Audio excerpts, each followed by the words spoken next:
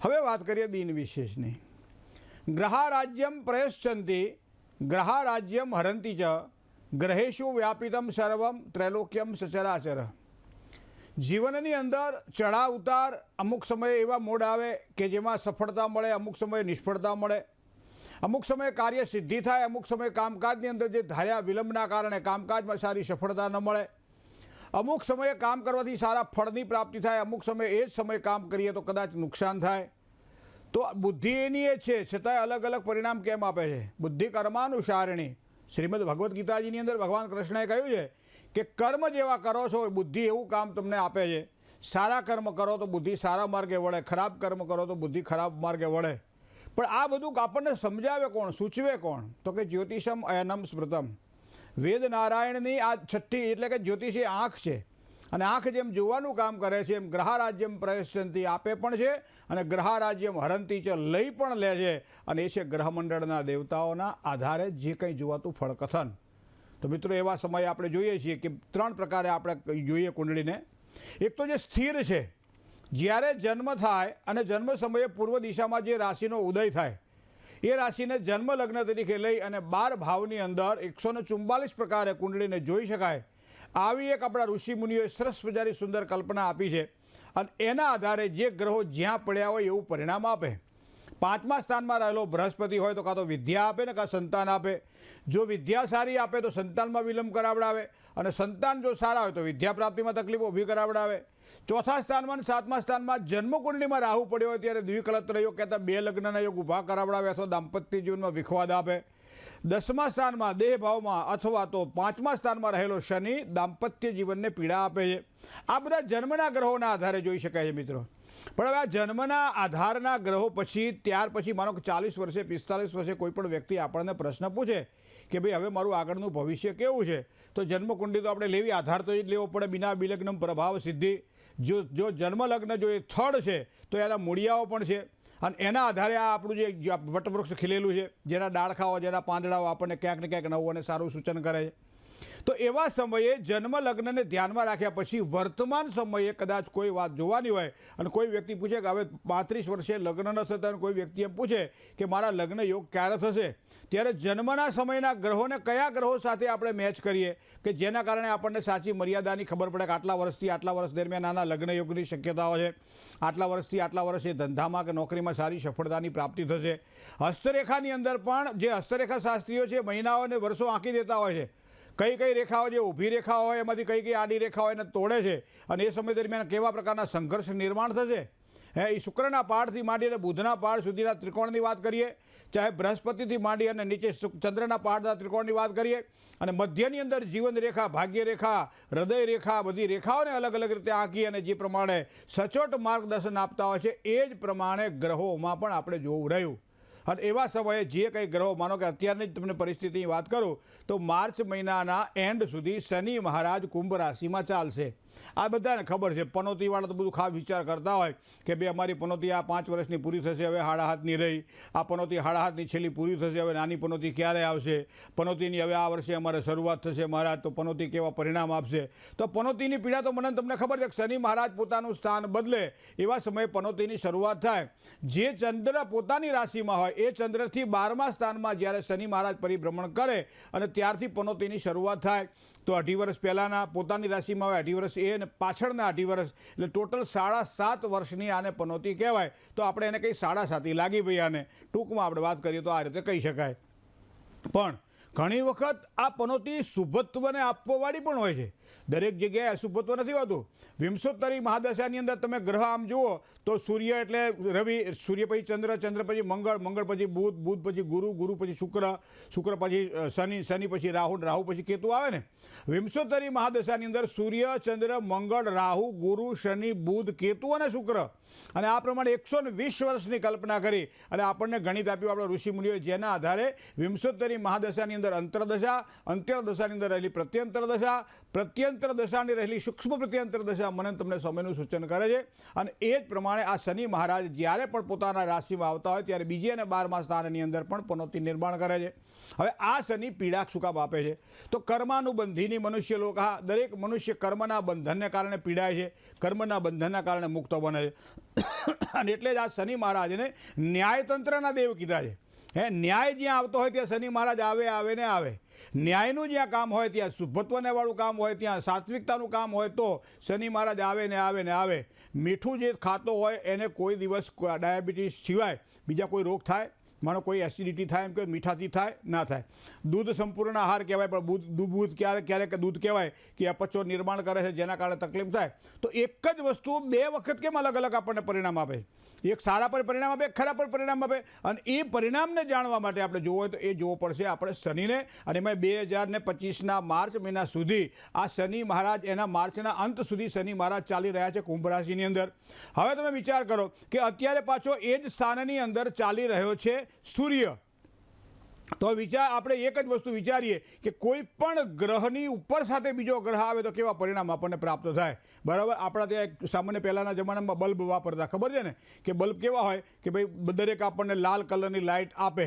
પણ આપણા ઘરને રોશનદાન, આપણે ઘરને સારું બનાવવું હોય તો અમુક નાના બાળકો શું કરતા, એ બલ્બની ઉપર 25નો હોય, 40નો હોય, 50 વોલ્ટનો હોય કે 100 વોલ્ટનો હોય, એની ઉપર એક પિક્ચર પાનું લગાવી દેતા, એક કલરવાળું એક પ્લાસ્ટિક લગાવી દેતા.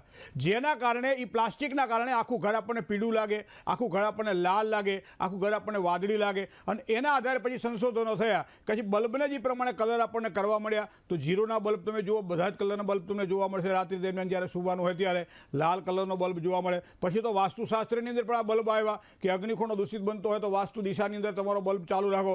રસોડાની બાજુમાં જ કદાચ ટોયલેટ હોય તો ત્યાં વાદળી કલરનો બલ્બ ચાલુ રાખો. આવ્યો કે નહીં? આ કલર થેરેપી મિત્રો. એ જ પ્રમાણે અહીંયા કુંડળીની અંદર કઈ રાશિને લક્ષ્મીનો વરસાદ થાય, કઈ રાશિને નુકસાન થાય, આ બધું જ જો જોવાનું હોય તો એક તો 2 જ ગ્રહો આપણે કુંડળીમાં ખાસ જોતા હોય. તમે જોજો, નોકરી કરવાવાળા વ્યક્તિની કુંડળીની અંદર સૂર્ય પ્રબળ જોઈએ. આ વસ્તુ ધ્યાનમાં રાખજો. જે વ્યક્તિ, હા, નોકરી સારી હોય તો, વ્હાઇટ કોલર જોબ જેને કહી શકાય, પોતાના પ્રભુત્વને આંકી શકાય, પોતાના આત્મવિશ્વાસમાં વધારો કરી શકાય, પોતાના કાર્યક્ષેત્રને ઉન્નત બનાવી શકાય, પોતાની બુદ્ધિ દ્વારા એ સારામાં સારા ફળની પ્રાપ્તિ સામેની વ્યક્તિને આપે અને સામેની વ્યક્તિના વખાણ પણ કરે. તો એવા સમયે તમે તમારી કુંડળીમાં જોજો કે જેની તુલા રાશિની અંદર સૂર્ય હોય ને એને હંમેશા એમ કહેવાય કે જસ માથે જૂતિયા. આપણે કંઈ ગમે એટલું સારું કરે, માથું ઉતારીને એને પડખે તમે ઓછી કે મૂકી દો તો એ સામેવાળો કે ખૂંચે છે. તો આવું એને અબજસ બહુ મળે. શું કામ? કે તુલા રાશિનો સૂર્ય છે. પણ આવો સૂર્ય પાછો જ્યારે શનિ સાથે યુતિમાં આવે, શનિ એટલે જે વ્યક્તિ નોકરી કરી રહ્યો છે એ શનિના આધિપત્યમાં આવે છે. અને સામે ગવર્મેન્ટ જોબ માટે ખાસ કરી અને સૂર્યને પ્રાધાન્ય આપવામાં આવે છે. સરકારી કામકાજ હોય, નેતા હોય, એ સારો કોઈ મોટો વિદ્વાન હોય, એ સૂર્યના પ્રભુત્વમાં બધા આવે છે. કારણ કે સૂર્ય એ આત્માનો કારક ગ્રહ છે. અને આત્માનો કારક ગ્રહ જ્યારે શનિ જેવા પાપ ગ્રહોથી દૂષિત, આમ તો શનિ સૂર્ય પિતા પુત્ર ગણે છે. આપણા પૌરાણિક જ્યોતિષની અંદર શનિ અને સૂર્યને પિતા અને પુત્ર ગણે છે. અને છતાંય શનિ અને સૂર્યને બનતું નથી, આવું કહેવાય છે. અને માટે જ આ યોગને વિષ યોગ કહેવામાં આવે છે. આ યોગને સંઘર્ષ યોગ કહેવામાં આવે છે. મતલબ કે અત્યારનો જે સમય ચાલી રહ્યો છે એ સામાન્ય 15મી તારીખથી તમે શરૂ કરો, આ જે ફેબ્રુઆરીની 15થી માર્ચ મહિનાની 14 તારીખ સુધી આ સૂર્ય જે છે શનિના સંયોગમાં રહે. તો આવા સમયે આમ સામાન્ય રીતે મોટા ભાગે દરેક વ્યક્તિઓને ક્યાંક ને ક્યાંક સંઘર્ષ આપે. પણ હવે સંઘર્ષ શેમાં આપે એ તમારી જન્મકુંડળીમાં રહેલો ગ્રહ તમને સૂચવે છે કે ધનનો વરસાદ કરશે, કે અલક્ષ્મી આપશે, કે કારણ વગરની પીડા આપશે.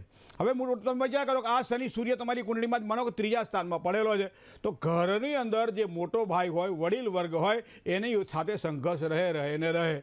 હવે માનો કે આ શનિ સૂર્ય તમારો 4થા સ્થાનમાં પડેલો છે. તો એ સમયે માતાની સાથે, મોસાળની સાથે, મોસાળના વ્યવહારોની સાથે ક્યાંક ને ક્યાંક ત્રસ્તતા રહે. અમે ઘણી વખત જોયું છે કે લગ્નની અંદર મામા અને મોસાળવાળા બગડ્યા અને એના કારણે મામેરું ભરવામાં થોડો વિલંબ થયો. આખું ઘર રાહ જોઈને બેઠો હોય. અને આવા સમયે કુંડળીમાં ચકાસ કરી તો ખબર પડી કે મામાની કુંડળીમાં સૂર્ય અને શનિનો આ સંઘર્ષ યોગ, અને પાણિયાની કુંડળીમાં પણ સૂર્ય અને સંઘર્ષ યોગ પીડા આપે છે.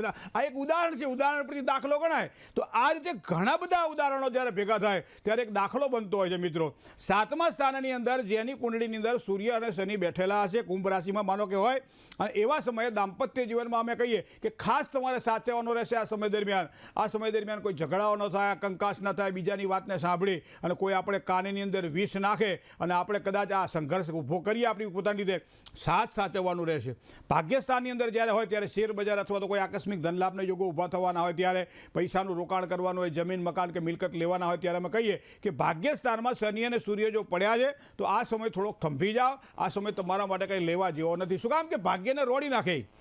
સામાન્ય રીતે વરસાદ પડે ને ત્યારે પાણી તો આવે, પણ ઓછો વરસાદ પડે તો પાછો તે કાદવ થાય. તો કાદવ કોઈને ગમતો નથી. તો સારો વરસાદ પડે ત્યારે તમે સારું કામ કરજો. એ જ પ્રમાણે શનિ અને સૂર્યના આ સંઘર્ષો ક્યાં ક્યાં સંઘર્ષ નિર્માણ કરે. 10મા સ્થાનમાં તમે શનિનો સૂર્યનો સંઘર્ષો કે અત્યારે માનો 14મી તારીખ સુધી ચાલે છે, અને એવા સમયે તમે કોઈ પણ નવો ધંધો ચાલુ કરો તો ધંધામાં તમને સફળતા ના મળે. શું કામ કે 10મું સ્થાન એ આજીવિકાનું સ્થાન છે, 10મું સ્થાન એ ધંધાનું સ્થાન છે. પિતાની પાસેથી પૈસો લઈને કામકાજ કરવાનું હોય, પૈતૃક સંપત્તિને લગતું કામકાજ કરવાનું, કોર્ટ કચેરીને લગતા કોઈ પણ પ્રકારના કામકાજ કરવાના હોય, અથવા તો જ્યાં વડીલપણું ભોગવવાનું ત્યાં સૂર્ય અને શનિ હંમેશા સંઘર્ષ આપે.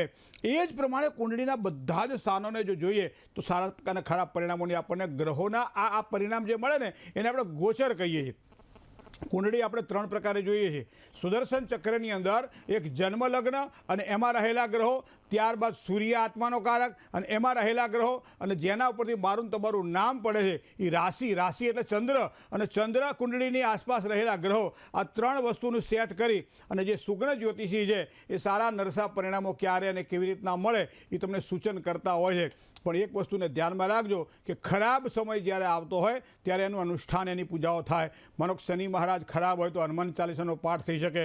શનિ મહારાજ ખરાબ હોય તો દર શનિવારે હનુમાનજીના મંદિરમાં જઈ ભગવાનને સિંદૂર અને સબેરીનું તેલ ચડાવી શકીએ. શનિવારના દિવસે સુંદરકાંડનો પાઠ કરી શકીએ. શનિવારના દિવસે હનુમાન ચાલીસાનો પાઠ કરી શકીએ. એથી ઉપરાંત કહું, પીપળાના વૃક્ષની નીચે સંધ્યાના સમયે શનિવારે એમ કહેવાય છે કે સરસ્યાના તેલનો 4 મોઢાનો આડીવાટનો દીવો કરી અને દશરથ રાજાએ બનાવેલા શનિ મહારાજના 10 નામનું સ્તોત્ર છે એ સ્તોત્રના 27 પાઠ કરી શકીએ. ઘણા બધા શનિ પંજરી સ્તોત્ર પણ આવે છે, શનિ કવચ પણ આવે છે. તો આ પ્રમાણે શનિ અને હનુમાનજી મહારાજની જે કૃપા પ્રાપ્તિ માટે આ વસ્તુ કરી શકાય. હવે સૂર્યની વાત કરીએ તો દરરોજ સવારમાં ઉગતા સૂર્યને નમસ્કાર કરીએ, સૂર્ય નમસ્કાર કરીએ, જેના કારણે આપણું અંગ પણ જે છે સશક્ત બને. સાથે સાથે સ્નાનાદિ કર્મથી પરવારી લાલ વસ્ત્ર ધારણ કરી અને ભગવાન સૂર્યનારાયણને જળ આપી શકીએ. જળ આપ્યા પછી નજીકમાં કોઈ મંદિર હોય, અને ખાસ કરી ભગવાન શિવજીનું મંદિર હોય, તે જલધારાથી ભગવાન શિવને પ્રસન્ન કરી શકીએ. અને ત્યારબાદ ગાય કૂતરાને રોટલી ખવડાવી શકીએ. બરાબર. પોતે બપોરના સમયે ભોજનની અંદર ગોળ, ભાખરી અને ઘઉંનો ઉપયોગ કરી શકીએ. આ નાની નાની વાતો છે મિત્રો, પણ જીવનમાં ઉતારવા જેવી છે. ઘણા શું કે વિધિ કરી નાખો મહારાજ સારું થયું, એટલે આ ઘણું આપણે કરવાનું છે. બધું મહારાજ ના કરીએ કે દવાખાનામાં દાખલ થઈએ ને તો ડૉક્ટર ઇન્જેક્શન ના લે, ઇન્જેક્શન તો દર્દીને લેવું પડે, કારણ કે દવાની જરૂર એને છે. એ જ પ્રમાણે મારા તમારા જીવનની અંદર આવા સંઘર્ષ યોગ જ્યારે નિર્માણ થતા હોય, અથવા તો વિષ યોગ હોય, શ્રાપિત યોગ હોય, કોઈ પણ પ્રકારના યોગ નિર્માણ થતા હોય, ત્યારે અમુક વસ્તુઓ જે કદાચ માનો 5 માણસનું રાંધવાનું જે પ્રમાણે ઘરમાં રાંધીએ, પણ 150-200 માણસનું રાંધવાનું રસોઈયાની જરૂર પડે, એ મોટી કોઈ વિધિ કે પૂજા વિધાનો હોય તો અલ્ટસુક પંડિતોની આવશ્યકતા પડે. કારણ કે શ્રીકામ સિદ્ધિકામ વા ગ્રહ યજ્ઞમ સમાચરે, પંડિતના આશ્રય વગેરે કામ થાય નહીં. પણ અમુક તો ચરી જાતે પાડવી પડતી હોય છે. એ જ પ્રમાણે અમુક પોતાની પૂજાઓ તો જાતે જ કરવી પડતી હોય છે, જેના કારણે આવા ખરાબ યોગોમાંથી આપણને શાંતિ અને રાહતની પ્રાપ્તિ થાય છે. જય ગણેશ.